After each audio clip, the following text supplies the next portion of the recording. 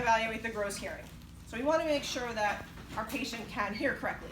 You may want to start off the exam by asking if the patient has noticed any difference in his ability to hear recently. No? Okay. So then you're going to start what's referred to as the finger rub test. What you're going to do is you're going to instruct the patient. Can you go ahead and just push on your ear? That little, the tragus right there, so you're blocking. Okay.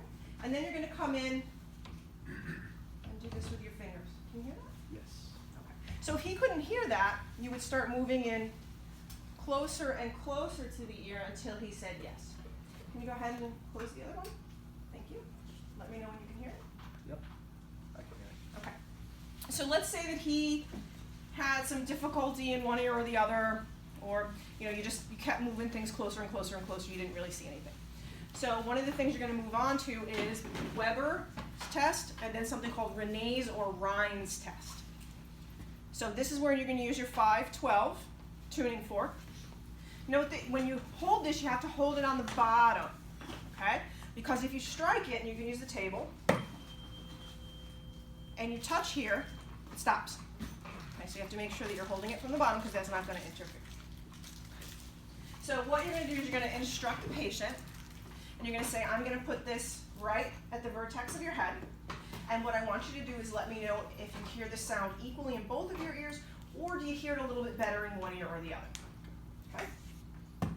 And Both equally. okay, so he hears it in both equally. That's a normal finding. Now let's say he heard it more on the left side. So we would say that it lateralized to the left side. So now we have a couple of different situations that can happen. We either have a conductive hearing loss or a sensorineural hearing loss. Okay, one has to do with the nerves, the other one has to do with the air conduction pathway through the ear. So one of the things I want you guys to all do is I want you to block one of your ears and hum. Now there's a lot of people in the room, but which ear did you hear that sound more robustly? In the ear you blocked or the opposite ear? The block. Yeah, the ear that you blocked. You just made an echo chamber in your head by blocking the conduction of air to the tympanic membrane. Everyone got that? Okay. So if he says he hears it more on the left, then that could mean he has a conduction issue here, okay? Which means he's hearing that echo chamber. Or he has a sensorineural issue on the right, okay? Meaning this ear doesn't hear anything at all, but this ear is normal. Does that make sense to everyone? Okay. So what we're going to do now is the René's or Rhines test. Same idea here, but now instead of putting it on the vertex, we're going to put it on his mastoid process. I can never get that strong. Okay. Now I'm going to put this back here, and you let me know when you stop hearing it. Can you hear it? Yes. Okay, I didn't do it strong enough. You got to give this one a really good tap so I don't hit you. Of course. How about now? Still hearing it. Good. Okay. So he's going to tell me when he stops hearing it. You want to time this?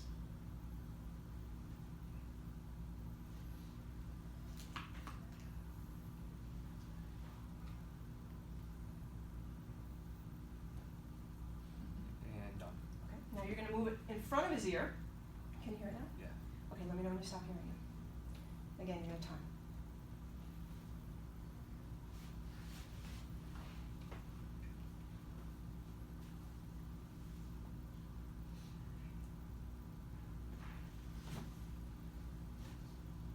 Done.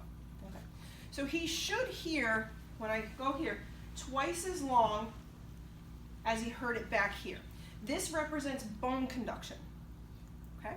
This represents air conduction. So a normal René's test is going to be a 2-to-1. A 2-to-1 air conduction to bone conduction. And that's going to tell you, if it's a 2-to-1, what do you think it's going to tell you? Isn't he hearing the front longer than the back? Isn't he hearing longer in the front than the back? Say that Whether again? there's a Like the time difference is gonna be longer in the front than the back. Yeah, longer in the front than the back. So that means that There's there's no issue with air conduction. Good. So that means he's got sensorineural hearing loss on the opposite side. Does that make sense to everyone?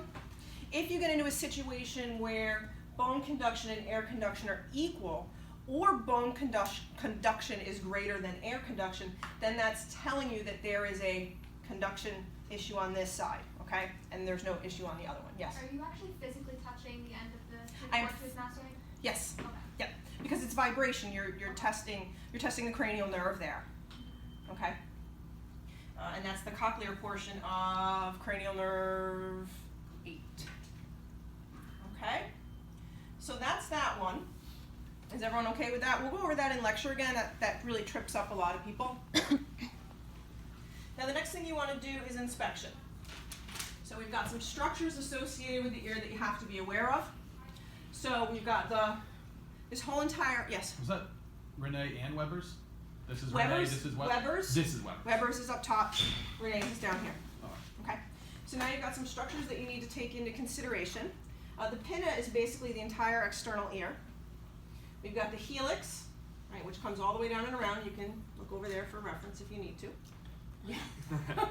The anti-helix is going to be in here. And then the tragus, right, a lot of people pierce that, so most people know where that is. And then the antitragus, which is down below. Okay, those are the structures that are going to be important. And you're going to want to take a look at those outer structures. We also have the lobule down here and the external auditory meatus, which is basically the opening to the ear canal. And you're looking for basic stuff here, right? You're making sure that there's no deformities, right? Some people who wrestle may have cauliflower ear. You may see some what's called a Darwin's tubercle. It's just a normal variation. They may have just a little bump up top. Okay. People who have gout will sometimes have what's referred to as tophi, and again, we'll look at that in more detail during the lecture. Obviously, you're looking for any redness, any swelling. You're also making sure that when you look at the external auditory meatus, that there's no pus or cerumen, discharge, blood, serous fluid, because all of that stuff could indicate that there may be an issue with either the external ear or even the middle ear. You also want to note if there's any keloid scars. That can sometimes happen when people get their ears pierced. Some people are prone to forming keloid scars. And behind the ear, they may have what's called a sebaceous cyst. Okay? Just a normal finding. In certain individuals, some people like to get those removed, but it's not necessary. All right, so the next thing you're going to do is you're going to palpate.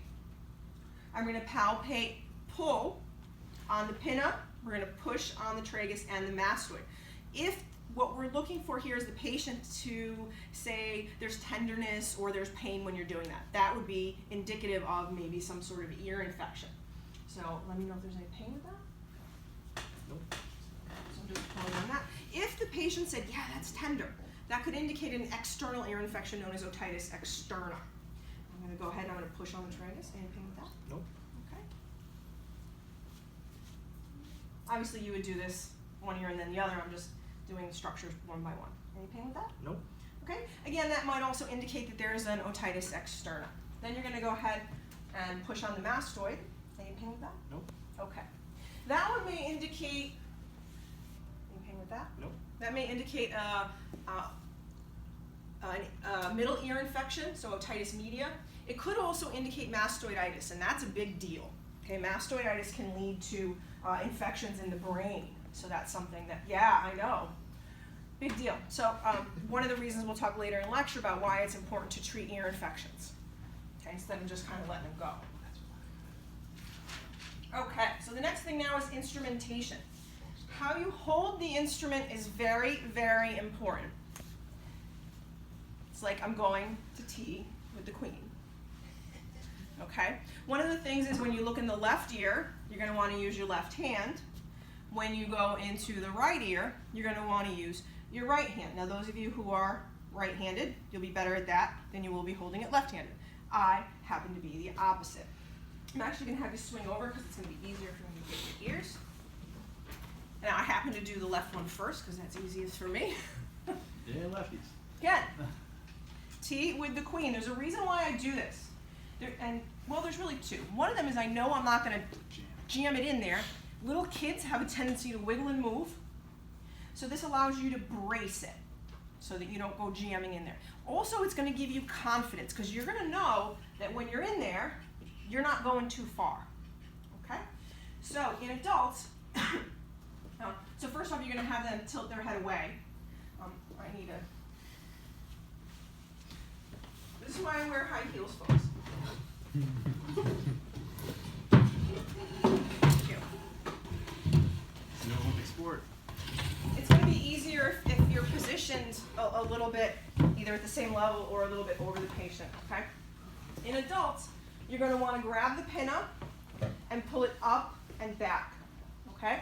In little kids, you're going to pull it back and down. The reason why is because the canals in kids are more like this, whereas in the canals and also the eustachian tube, right, it's a different, they start to move as you get older. So you're going to make sure you're on. Okay. Make sure you're having tea with the queen. Again, he's away. Lift up and back. And first thing you want to do is just inspect the canal. So I'm not going in yet. I'm looking, and all I'm looking at is the canal. And I'm looking for cerumen. I'm looking for any redness or swelling. I'm looking for any discharge, any pus. I'm looking for any abnormalities that may be indicated in that canal. Then, when you're done looking at the canal itself, you're just going to go in just a tiny bit further. And now you're going to visualize the tympanic membrane. And yours looks very nice. I can visualize all the structures that I need to see. And I don't even really see any significant cerumen. Okay, his is clean as a whistle, really straight, really easy to see, so you're going to be a great partner for someone. Now when you're done, you're going to want to go ahead, and on this model there's a little Injection, right?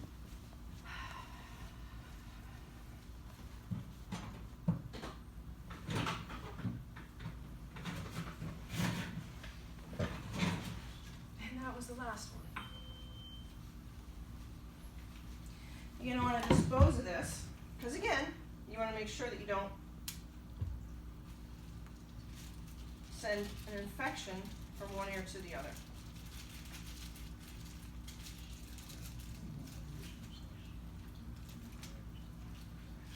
Oops.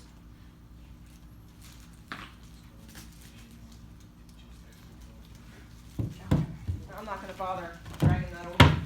But now since I'm going into his right ear, right hand, tea with the queen again.